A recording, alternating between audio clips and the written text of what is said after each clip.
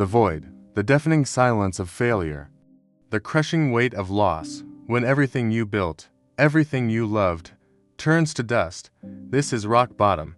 It is not a poetic metaphor.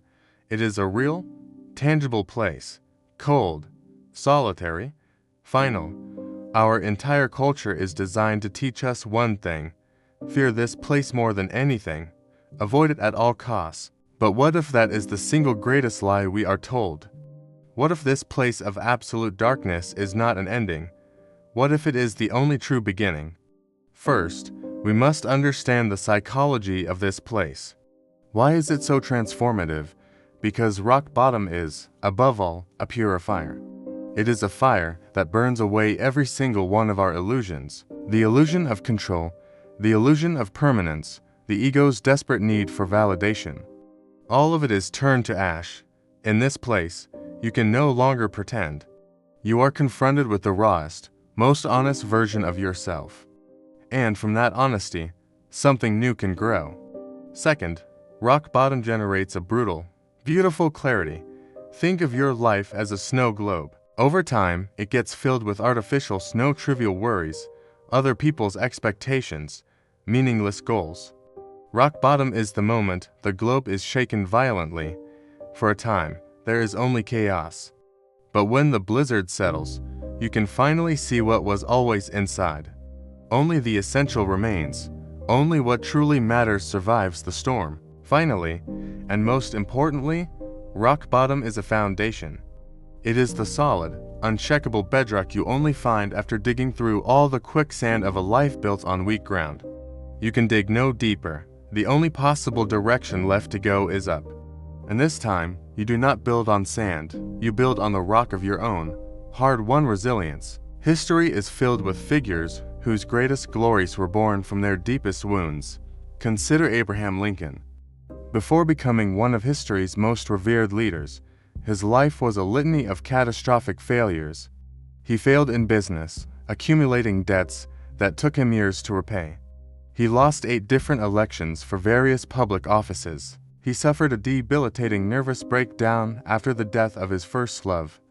In Rutledge, a period his friends called his fatal 1st of January, he was seen by many of his contemporaries as an awkward, melancholic, and unsuccessful man. Each defeat was a new rock bottom, each loss a new layer of darkness. But it was in that profound darkness that he forged the unyielding perseverance and deep empathy that would later hold a nation together during its bloodiest war. Now, consider Fyodor Dostoevsky.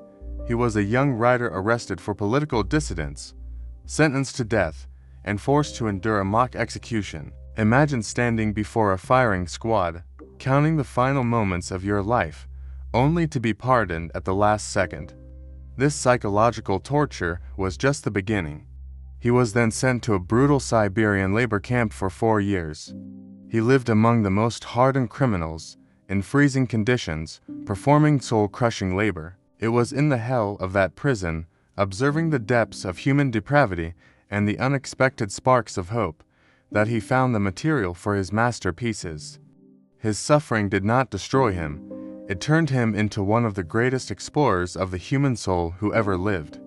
We don't have to look only to the distant past. J.K. Rowling, before creating the Harry Potter universe, described herself as the biggest failure she knew. She was a newly divorced, single mother. She was clinically depressed, living on government assistance.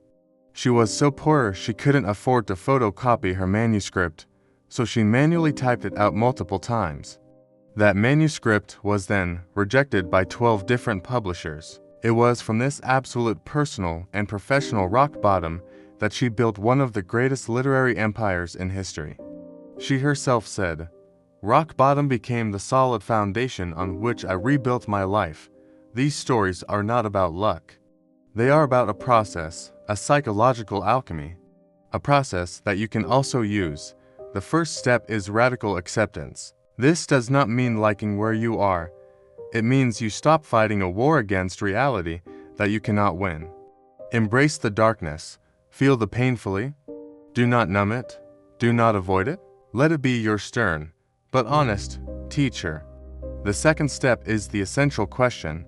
After everything non-essential has been burned away, what truly remains? Ask yourself, without my job title, who am I?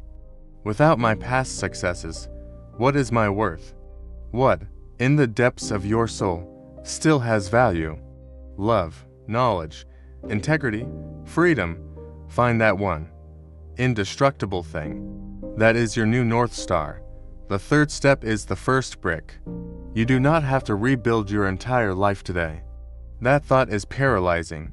Just focus on the next right action, the smallest possible action, sending that one email you've been avoiding, taking a 10-minute walk, reading one single page of a book.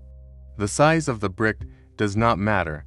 The only thing that matters is that you lay it perfectly. And then, you lay the next, and the next. That is how momentum is born. Rock bottom is not a grave meant to bury you. It is a pressure cooker that forges you. It is fertile soil, darkened by the ashes of your old life, where the seed of your strongest self can finally germinate. Society tells you to fear the fall. Philosophy teaches you that it is only by falling, by being completely broken, that we can be rebuilt into something far stronger. Your deepest pain can, and will, become your greatest strength. If this message resonated with you and your journey, please leave a like so it can find and strengthen others who may be in their own darkness. And if you are committed to forging an unshakable mind, learning from life's hardest lessons, subscribe to the channel and join our community. We'll see you in the next video. Stay strong.